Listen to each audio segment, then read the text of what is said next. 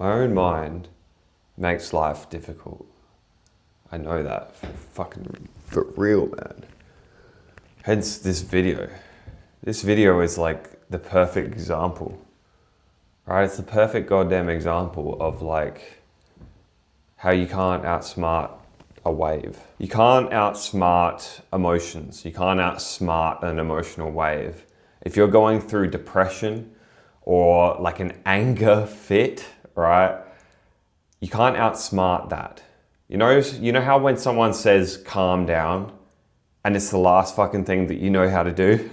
You can know intellectually that you're being like a dick.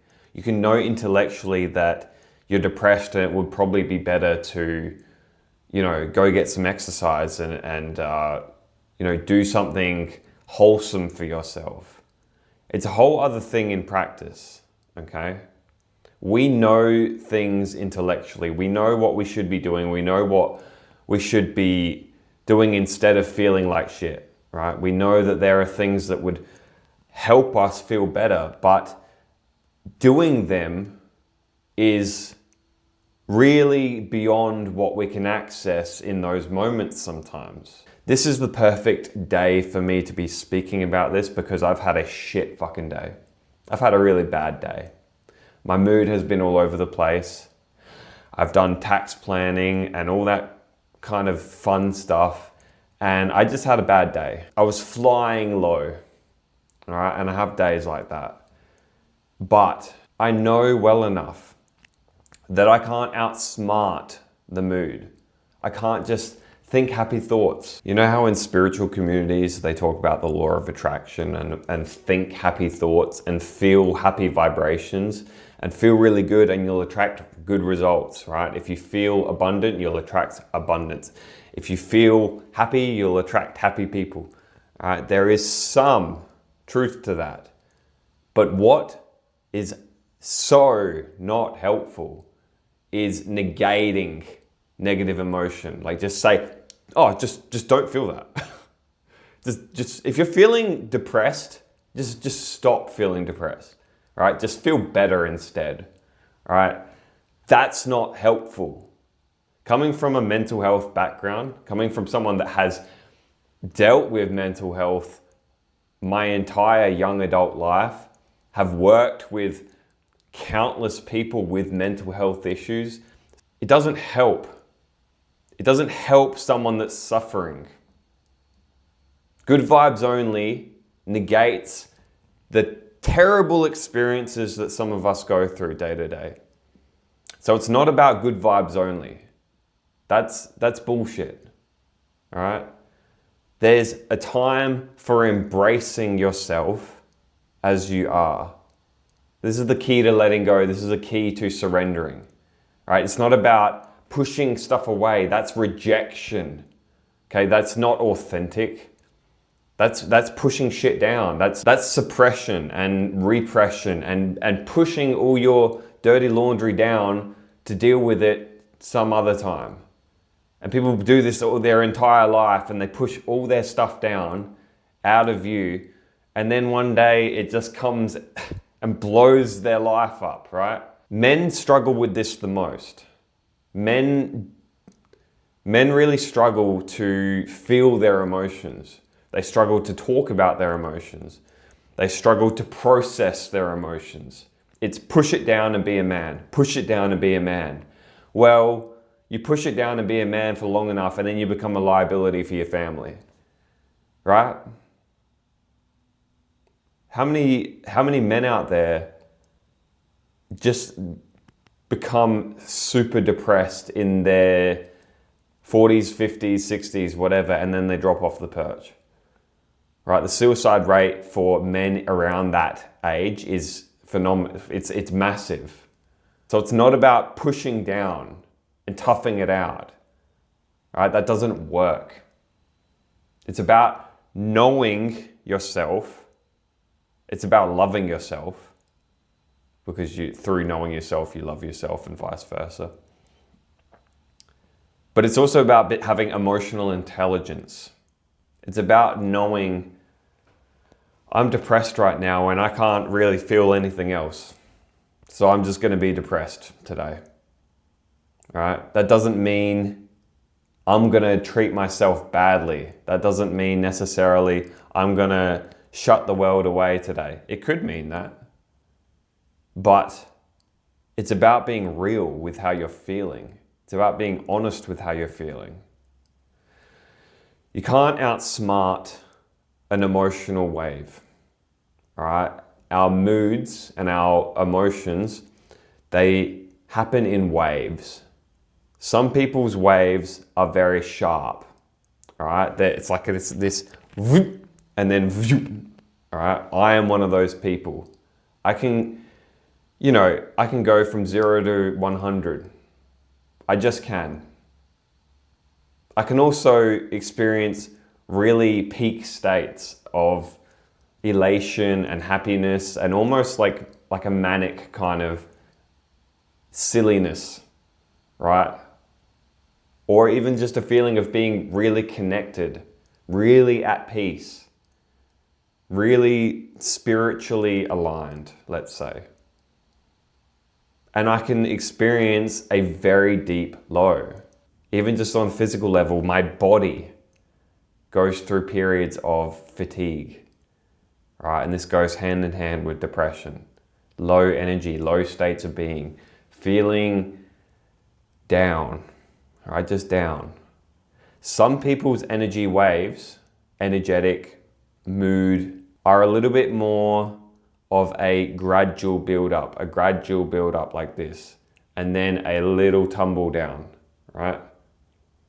Some people's waves go up and down and up and down. We each have different individual waves. If you know anything about human design, you know what I'm talking about, but if not, you can learn a lot more about emotional waves through human design. The point is that you can't outsmart them. It's not like I'm down here and I'm aware that I should be up here, so therefore I can manipulate myself in order to rise up to up here.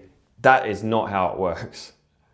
All right, out of all the things that I've found that have helped, like I have been on a search for a while, how to relieve suffering. Why? Because I suffer. How do you not suffer? Well, I've found that there is no way to not suffer. There is only a way to be authentic and honest about your suffering. And through that authenticity and honesty about your suffering, you can then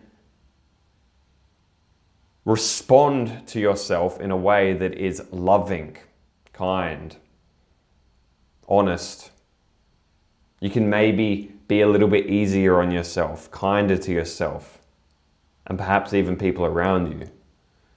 Because everyone knows that when an animal's in pain, you want to stay away from that animal, all right? We're animals. When we're in pain, we do things and say things that we might regret.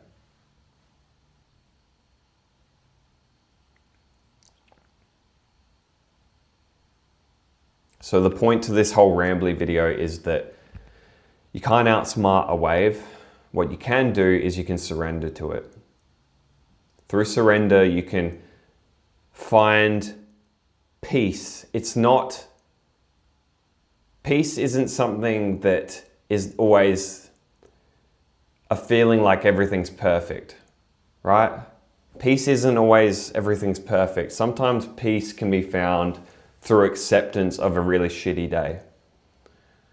You know, have you ever had a day where like it just is one thing after the other and it really sucks and you feel depressed and you feel angry and everything's wrong and your life sucks and you're just in a hole and you keep digging yourself deeper because that's all you know how to do, because that's just how you're feeling, and you keep acting on how you're feeling and you keep making it worse for yourself, and then you have to drive and you run into bad traffic and you're just attracting all these terrible circumstances where you should probably just go home and like sit in a room and just chill the fuck out and stay away from the outside world. Well, on a day like that, you might notice that you reach a point, it's almost like a climactic point where you're at peak suffering, or should I say you're at the lowest point, and you surrender. You just kind of give up, right? It's like, I give up. I give up on this shit, you know? And you just kind of go lay down, right? Or you just sit there in silence for a bit because you got nothing left. You just like take a breather. For me, it's like when I realize I can't do anything other than just sit and breathe and meditate, right? I come back to my toolkit and I just sit and sort of start breathing and meditating. Well, it's through that we're able to surrender. And you can feel the aftermath in your body, right? Of this shitty day that you've had. It doesn't feel magical in your body. You don't feel great. What you do feel is a sense of surrender, a sense of acceptance of, I really dug myself a hole there. Oh well, nowhere else to go now but up. And to rise up a little bit is by letting go, by feeling your body and letting go of your muscles, relaxing yourself and just chilling the fuck out. Because we hold ourselves tense and we're like, on days like that, we're really resisting ourselves and life. And resistance only leads to suffering. Right? What you resist persists.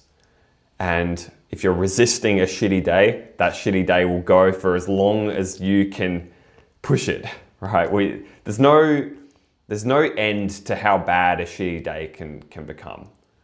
That it should kind of be a warning to you, to all of us, that there is no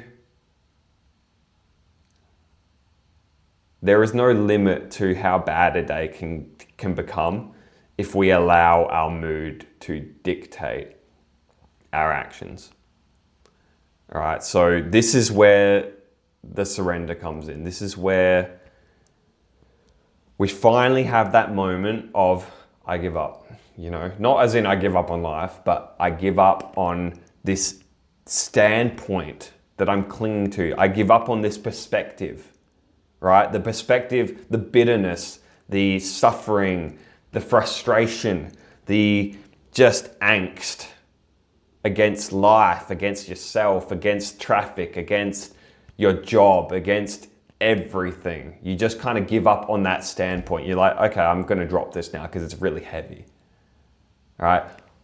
The more we practice surrender, the better we become at surrendering quicker and not reaching a point of like a really shitty low where we should have surrendered maybe half an hour ago, but instead we went on a rampage and, you know, said some shit that we didn't mean, and now we have to apologize.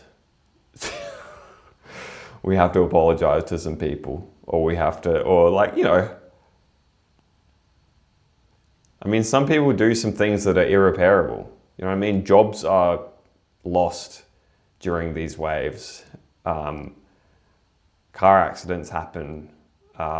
Relationships become irreparable. You know, so it's really a serious thing to become emotionally intelligent. It's an important thing to become an emotionally intelligent man.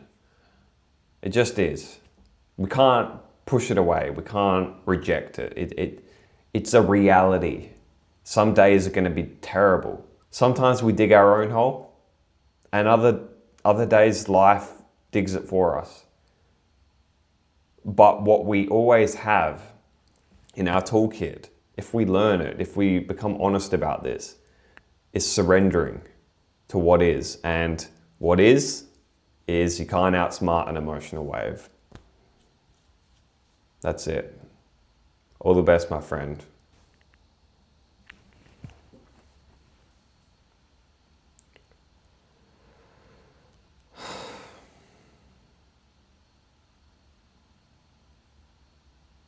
That's it. Fuck this.